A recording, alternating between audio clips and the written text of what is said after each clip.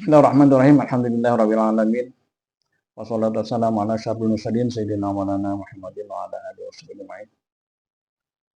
Para mahasiswa saya hormati, hari ini kita kuliah pertemuan yang ketujuh tasawuf ya. Yang kita bahas hari ini adalah tentang hubungan tasawuf dengan ilmu kalam, hubungan tasawuf dengan fikih ya, hubungan tasawuf dengan filsafat. Ada 3 komponen. Karena yang kita kenal di dalam ajaran tasawuf itu ada yang disebut dengan ilmu tasawuf amali atau akhlaki atau sunni. Keduanya ini ya sebuah amaliyah para sufi yang terdulu sejak abad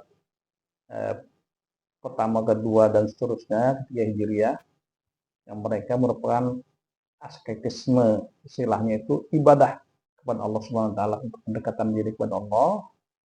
Dan dikatakan akhlaki karena dia mengutamakan akhlak kepada Allah dan akhlak kepada manusia.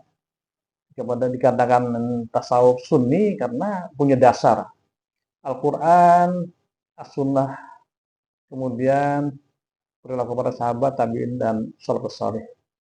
Nah, jadi ini adalah sebuah konsep tasawuf yang memang sejak sekarang, itu sampai sekarang maksudnya, itu sudah menjadi amaliyah, khususnya amaliyah para ulama di Martapura yang dikembangkan dalam kitab Ihyamuddin yang selalu dibaca oleh ulama Martapura. Lebih besar ajaran Majelis Salim almarhum ayahanda guru sekumpuh ya Haji Zainuddin Abdul Ghani. Nah, kemudian ada yang disebut dengan nanti tasawuf irfani. Tasawuf irfani pendekatannya pendekatan zauq juga, tapi dia menemukan sebuah konsep di mana tasawuf itu upaya pendekatan diri kepada tasawuf dengan sebuah konsep mereka. Di antaranya adalah dengan konsep mahabbah pada abad kedua Hijriah oleh siapa? Oleh Zahidah itu pada abad kedua itu siapa? Rabi'ah Adawiyah. Kemudian ada disebut dengan nanti tasawuf falsafi. Nah, ini tasawuf yang tumbuh berkembang pada abad ke-7 Hijriah. Yang kita kenal dengan tokohnya adalah Ibnu Arabi Allahyarham. Beliau yang termasuk mencitrakan konsep tentang wahdatul wujud ya. Itu ada pendekatan salafi. Kenapa dikatakan pendekatan falsafi maksud saya? Kenapa dikatakan falsafi? Karena ada pengaruh cara untuk makrifat kepada Allah dengan pendekatan logika, pendekatan akal, pendekatan yang biasa menjadi sebuah tren oleh para filsuf dulu ya pada sebelum Masehi, sebelum adanya agama. Nah, tokoh-tokohnya ya diantaranya Socrates, siapa lagi Plato, muridnya siapa Aristoteles, kemudian ada disebut dengan siapa saya lupa satunya itu. Nah, ini adalah tokoh-tokoh inilah yang mengembangkan. Kebetulan mereka fokus dengan pendekatan ketuhanan. Yang ini katanya mungkin lebih mirip dengan pendekatan Ibnu Arabi dalam mengambil ma'rifat kepada Allah dengan pendekatan logika tersebut. Hari ini kita melihat itu semua ya. Melihat itu semua di dalam tasawuf ya. Tasawuf sudah kita kenal bahwa tasawuf ini adalah kata Harun Nastian, tasawuf adalah sebagai ilmu yang mempelajari cara dan jalan bagaimana orang dapat sedekat mungkin dengan Allah ya. Untuk memperoleh hubungan langsung dan disadari dengan Allah bahwa seseorang betul-betul berada di hadirat Allah. Bagaimana seorang sufi ya, yang tujuan tasawufnya itu untuk mendekatkan diri kepada Allah sedekat-dekatnya. Dan Allah sudah mengatakan apa? Wa idza sa'alaka ibadi anni fa inni qarib. Di Al-Baqarah kalau salah ya. Wa idza sa'alaka ibadi, apabila menanya hambaku ya, Wa iya salaka ibadi anni, apabila menanya akan engkau hai Muhammad, ya, ibadi hambaku anni tentang aku, kata Allah. Fa ini qarib, sungguh aku dekat. Aku dekat, ya. Di dalam ayat yang lain Allah mengatakan wa nahnu aqrabu min hablil warid. Dan kami, kata Allah, lebih dekat dari ulat Nabi. Ini adalah sebuah gambaran bahwa Allah itu dekat sebenarnya. Nah, pendekatan kepada Allah ini adalah tujuan untuk dekat kepada Allah agar berada di hadiratnya, ya. Ini adalah sebuah konsep bertasawuf, ya. Kalau kita lihat dengan konsep hubungan tasawuf dulu dengan ilmu kalam. Ilmu kalam ini adalah ilmu yang mempelajari tentang bagaimana mempertahankan konsep-konsep Islam, ya. Para ulama dulu yang disebut dengan mutakallimin, ilmu kalam, bisa juga disebut dengan tauhid, ya, mengesahkan Allah. Kemudian saya disebut dengan dengan aqaidul Islam, ya, akidah keislaman. Jadi dikatakan itu, dan ini adalah sebuah konsep yang dulu para mujtahid mutlak mereka mempertahankan paham Ahlussunnah Jamaah yang biasa mereka berdebat dengan orang Mu'tazilah, ya, dan orang yang non-Islam. Nah, timbullah dalam ajaran tentang ilmu kalam, ilmu tauhid, ilmu akidah, apalagi itu yang menjadi upaya para mutakallimin yang mereka mencoba membuat sebuah logika. Nah, jadi ada dalil nakal, dalil akal itu berdasarkan Al-Quran hadis, ada dalil akalnya, ada. Inilah ilmu kalam, ada dalil akalnya. Misalnya mengetahui tentang keesaan Allah. Jelas dalil akalnya, qul huwallahu ahad. Nah, kata oleh Muhammad, Allah satu. Dengan ini pendekatan nakal. Mungkin kalau orang-orang non-Islam mereka ya tidak tahu masalah dalil nakal, mereka harus menggunakan logika. Nah, inilah yang dulu, ya, Imam Al-Ghazali pada abad kelima itu beliau sebelum masuk ke dunia tasawuf kan beliau disebutkan Hujjatul Islam. Beliau yang sering berdebat dengan orang Islam sama, dengan Mu'tazilah khususnya, maupun dengan orang-orang non-Islam.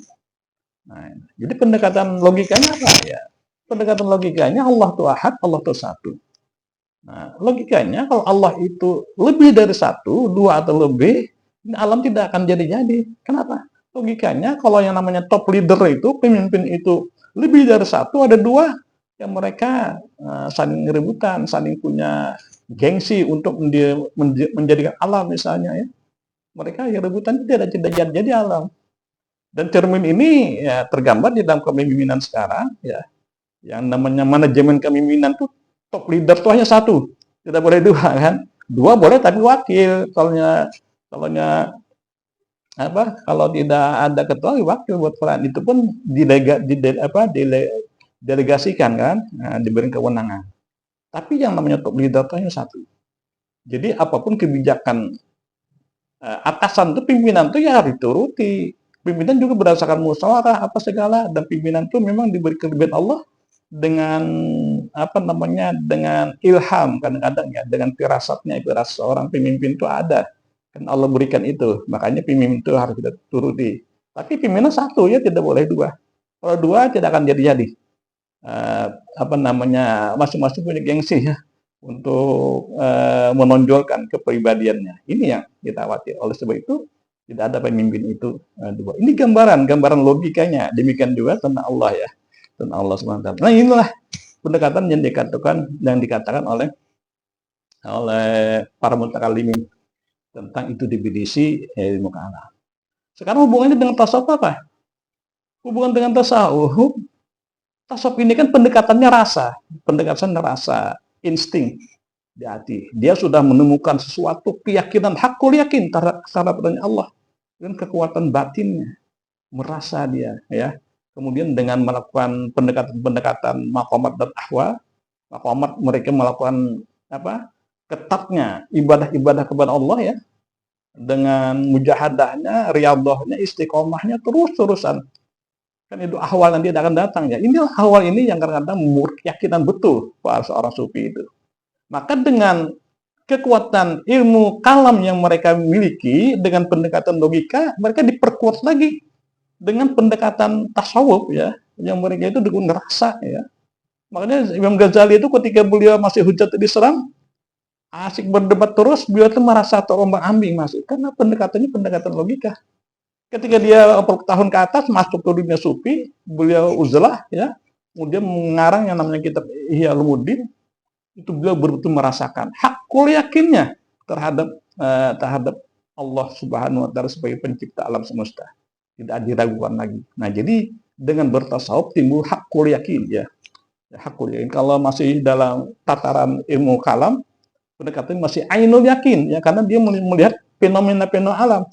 Misalnya terhadap alam semesta, alam ini tanda adanya Allah kan, wujud Allah. Memang wujud dalam Allah di Al-Quran memang tidak ada istilah wujud ya, tapi tanda-tandanya terlihat ya.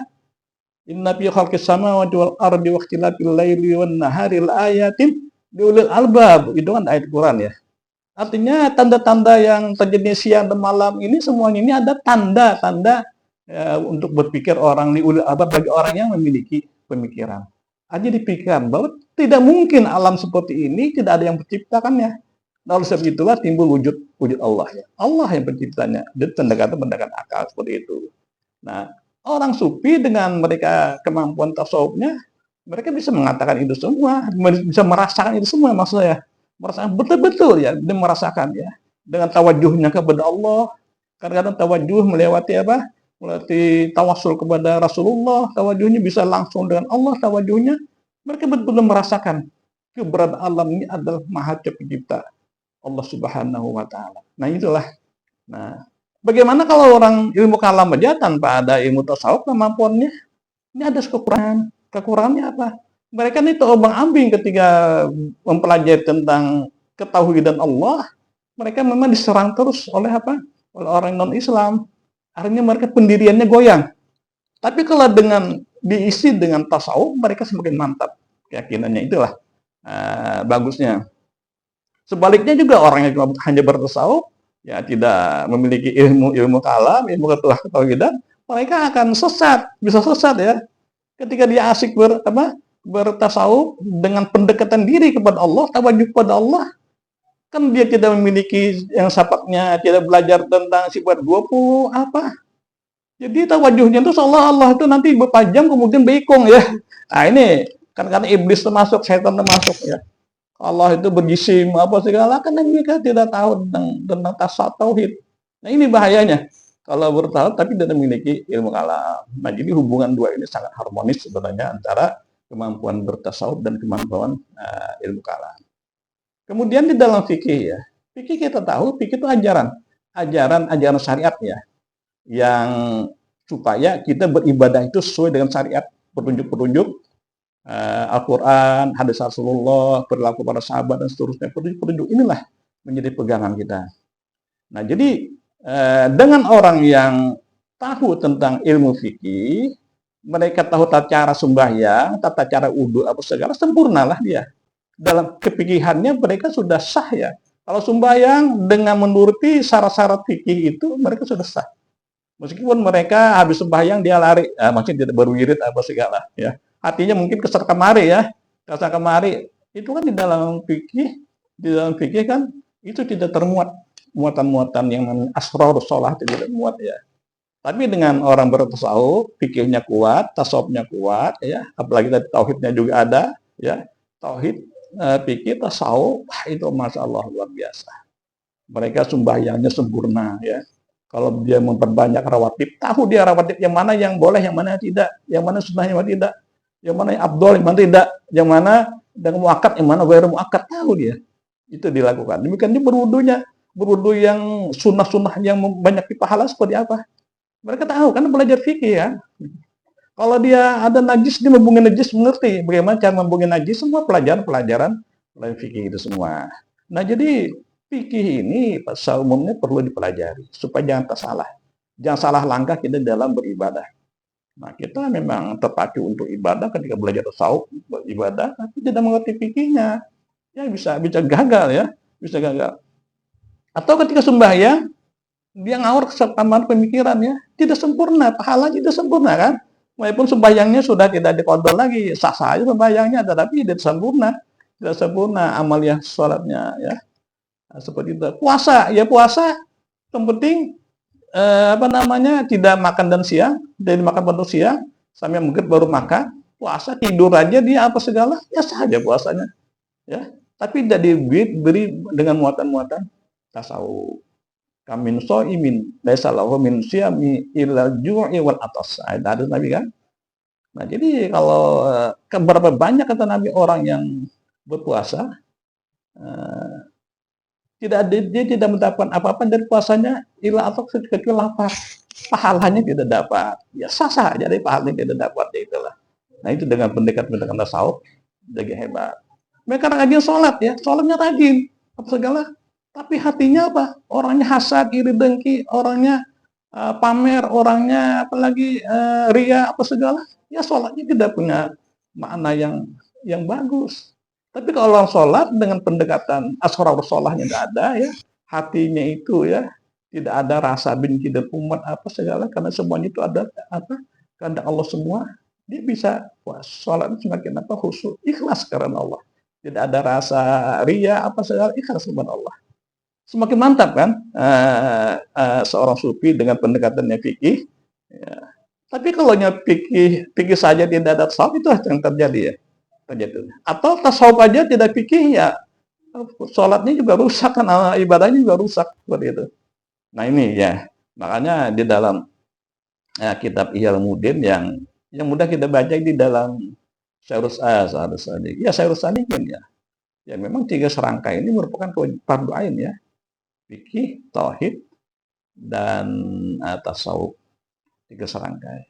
Sempurnalah kita. Jadi banyak guru-guru kita yang melajari ini, silakan datang guru-guru kita mempelajari 3 macam ini. Fardu ain bagi kita semua. Nah, kemudian hubungan dengan filsafat apa? Nah ini terakhir filsafatnya. Filsafat ini kan pendekatannya logika, akal. Jadi mereka ekstrim ya, radikal sekali tentang menemukan sesuatu ya, alam semesta ini dengan pendekatan akal. Tidak ada yang lain. Kalau tasawuf kan pendekatannya rasa ya. 2 hal ini yang mencoba digabungkan oleh para filosof falsafi sekarang, mencoba menggabungkan keduanya. Mereka menggunakan akalnya. Ini terkenal kan Ibnu Arabi Allahyarham. Ibnu Arabi yang paham tasawuf falsafi ini. Beliau ada konsep tentang apa? Wihdatul wujud ya. Wihdah wujud. Hakikatnya alam semesta ini yang ada hanya apa? Yang ada hanya Allah satu. Yang lain tidak ada. Hakikatnya tidak ada yang lainnya, ada Allah satu. Nah ini seperti itulah. Nah ini mungkin seperti ini bisa kita gambarkan banyak ya tokoh-tokoh tasawuf yang dulu ya. Tokoh-tokoh dulu seperti yang kita ikuti, seperti Junaid al-Baghdadi ya. Mereka mengatakan orang yang bertasawuf itu adalah orang yang bisa menghilang orang yang bisa merasakan tidak ada hanya selain Allah di hatinya itu. Tidak ada ihsan Allah. Dalam keadaan apapun hatinya tidak ada selain Allah. Nah ini dalam bentuk apa? Dalam bentuk pendekatan pendekatan yang mungkin dikatakan oleh teorinya tadi, teori falsafinya oleh Ibnu Arabi adalah yang lain adalah tidak ada, hanya Allah. Sekarang kalau ditanya yang lainnya apa? Ada manusia, ada binatang, ada pohon, ada sungai, ada laut. Semua alam semestanya apa? Katanya semua alam semestanya adalah bayang-bayang Allah. Dan juga bisa dikatakan majharnya Allah. Nah, itu kan dia. Allah menampakkannya. Kekuasaan itu melalui majharnya. Siapa tahu Allah itu Maha Kuasa, tidak tahu kecuali ucapan makhluknya. Makhluknya kan mengucapkan, Allah sendirian tidak tahu siapa mana. Jadi majharnya Allah terus berkembang. Terus sampai akhir zaman terus majhar Allah itu. Nah, seperti itulah. Nah, jadi dia menggunakan teori-teori mencoba dengan rasa dan rasa dan akal. Nah, karena tadi pendekatan tasawuf. Tentang Nur Muhammad itu kan juga lebih konsen dibahas oleh Ibnu Arabi pada abad ke-7 Hijriah itu. Beliau mengatakan awal diciptakan manusia ini adalah Nur Muhammad. Itu kan dia sampai menerbitkan yang namanya Martabat 7 kan. Atau ini lebih asik kalau diutarakan oleh Ibnu Arabi. Ibn Arabi luar biasa ini beliau ini seorang sufi Parsapi, banyak dilihat, banyak dibaca. Cuman ya ingat ya, yang namanya Nur Muhammad ini kita berpegang pada Ahlussunnah Jamaah yang guru Sumpul sudah mengatakan Nur Muhammad ini adalah baharu, kudus ya, bukan kodim. Itu penekanannya. Ada orang yang mengatakan ya melihat lebih mengembangkan lagi tentang Nur Muhammad ini, khawatir larinya ke syirik, itu ya khawatirnya. Karena ada konsep tasawuf, konsep filosof ya, filosof dulu ini. Nah, khawatir pengaruhnya ke sini, hati-hati. Filosof dulu yang disebut dengan Plato itu kan tentang kajian alam ini dia menyebut dengan emanen. Emanen itu emanasi, artinya melimpah atau dengan pancaran. Emanen itu memancar. Ya. Misalnya kalau jadi alam semesta ini lahir dari emanen, dari limpahan. Nah, kalau seandainya air itu berisi kita penuhi, cangkirnya penuh, melimpah. Nah, limpahnya ini adalah disebut dengan emanen, lahirnya alam semesta dari limpahan air. Logikanya kalau dia kalau orang bisa menganalisa seperti yang sekarang banyak mengatakan Nur Muhammad itu Qadi, ya karena limpahan ini dengan konsep limpahan itu, yang nama limpahan itu adalah berarti manusia alam semesta ini mengandung yang namanya zat Allah. Kalau mengandung zat Allah itu berarti Qadim, ada mengandung zat Qadim. Nah, semua alam ini mengandung zat Qadim kan ini. Ini kita bahayanya kalau lebih kita dalam meneliti tentang tasawuf Parsapi ini dengan menghubungkan dengan pendapat Plato seperti itu. Nah, kita lebih aman ya sewajar Islam ya. Ada sebuah hadis qudsi mengatakan apa? Kuntu kanzan makhfiyan, kata Allah. Aku ini adalah, kata Allah, dulunya itu kanzan makhfiyan, perbendaharaan yang tersembunyi. Artinya apa? Ketika Allah itu kesendirian, tidak ada alam semesta, tidak ada makhluk apapun, kesendirian. Siapa yang mengatakan Allah itu Maha Kuasa? Siapa yang mengatakan Allah itu Maha Berkehendak? Siapa mengatakan Tuhan Allah itu Maha berilmu, Maha Pengasih, Maha Penyayang? Tidak ada. Karena Allah kesendirian. Nah, itu disebut dengan kuntu kanzan makhfiyan. Wahibbaan orang apa, kata Allah? Aku tuh senang kalau aku tuh dikenal, dikenal ya. Fakhalaqtul khalqa, aku ciptakanlah makhluk. Nah, Allah ciptakanlah makhluk. Maka awal diciptakan ini dalam teorinya adalah Nur Muhammad. Di Murhabus biasanya itu. Inna awwala syai'in khalaqahu Allahu qabla al-asya' nura nabiyika Muhammadin sallallahu alaihi wasallam min nuri. Khalaqa ciptaan, Allah ciptakan. Dan pemahaman kita, ciptaan itu adalah dari tidak ada menjadi ada kan? Itulah kita perlu mengatakan bahwa Nur Muhammad itu kudus ya. Baru inna walasan khalaqallahu qabla asya' nura nabiyika Muhammad sallallahu alaihi wasallam. Jadi kudus baru. Jangan dikatakan kodim. Kodim itu bahaya ya. Subuh sudah jelas ya. Di dalam sekarang kita medsos beliau kan saya buka, bisa kita buka aja Nur Muhammad Guru Sekumpul. Oh, beliau tuh bagus menjelaskan. Nah, inilah sih, jangan dikembangkan lagi sih. Yang penting yakin kita Nur Muhammad itu adalah kudus. Nah, inilah pengaruh tasawuf Parsapi kalau kita kaji lebih jauh ya. Agak bahaya ya. Yang menarik adalah tasawuf Parsapi ini kalau pendapatnya filosof Pitagoras ya. Pitagoras itu cukup baik pendapatnya itu. Adanya ada masih ada maksudnya kebetulan sama aja, tapi bukan berarti Islam kita menuruti Pitagoras. Pitagoras itu para filosof ya yang sebelum Masehi, sebelum ada agama ya. Dia mengatakan apa? Bahwa ruh ini kan dimarahin kok ruh ini kodim ya, berasal dari yang Maha Pencipta. Ruh ini ketika masuk ke rongga manusia, dia gelisah. Nah, itu Pitagoras katanya, ada teori Pitagorasnya. Kenapa dia gelisah? Karena dia mengatakan bahwa ruh manusia ini, rongga manusia ini kotor, rigat ya, bahasa Banjarnya rigat ya, kotor. Nah, kalau ruh ini masuk ruh ini suci ya, suci masuk ke rongga yang kotor, dia gelisah. Bagaimana supaya ruh ini tidak gelisah? Harus pandai membersihkan rongga ini. Nah, jiwanya harus pandai membersihkan. Nah, ini konteks Islam kan sudah jelas itu ya. Tapi kita berdasarkan Al-Quran, bukan Pitagoras. Apa surah apa yang biasa dibaca malam Rabu ya, subuh Rabu apa? Surah Samsi ya, Samsi ya. Nah, apa? Qad aflaha man zakkaha wa qad khaba man dassaha. Beruntunglah orang yang mensucikan ya jiwanya, mensucikan. Apabila menzakka, membersihkan jiwanya. Wa qad khaba man dassaha. Sungguh rugi orang yang mengotori jiwanya. Itulah. Ya, membersihkan jiwa itu ada hati ya. Apa zakah itu membersihkan zakat itu tazkiyah itu adalah hati, urusan hati.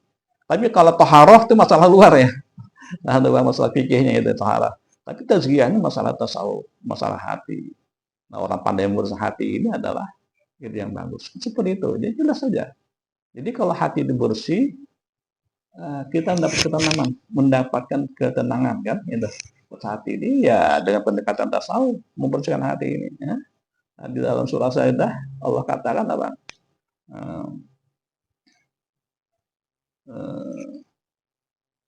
Fala ta'lamu nafsum ma ukhfiya lahum min qurrati a'yun jazaa'an bima kanu ya'malun. Ya, malu betul ya. Nah, jadi apa? Allah itu ya, Tuhan itu apa? Kita itu engkau tidak tahu Allah apa? Engkau tahu dia apa?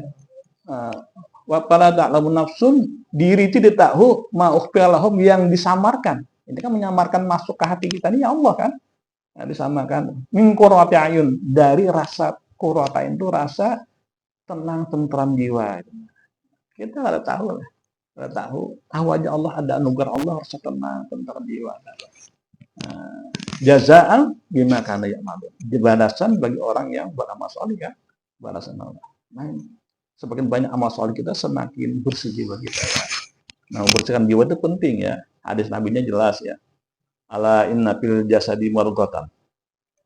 Ala, ketahui olehmu bahwa di dalam jasad ada mudghatan, segumpal darah. Idza saluhat jasad kullu. Apabila segumpal darah ini baik ke seluruh tubuh. Wajah pasadat, apabila pasad itu rusak, maka rusaklah seluruh tubuh. Ala, ketahui olehmu wahyal qalbu, itu yang namanya hati. Nah, ini adalah konsep tentang membersihkan jiwa. Ya, ini agak mirip dengan Pitagoras tadi, tapi bukan berarti Islam ini mengikuti Pitagoras. Memang kita tahu lah, abad-abad sebelum masa itu sudah ramai membicarakan tentang kehidupan, tentang kemanusiaan, tentang alam semesta, dan tentang Tuhan. Ya. Kira ini ya, silakan baca narasinya lah. Sudah saya kirim narasinya. Ya, narasi sudah kirim, silakan baca. Nah, ini penjelasan saya supaya mungkin penjelasan dari narasi yang saya sampaikan. Terima kasih mahasiswa, mahasiswi, mudah berkat semua. Mohon maaf segala kekurangan. Wallahu muwaffiq ila aqwamit thoriq. Assalamualaikum warahmatullahi wabarakatuh.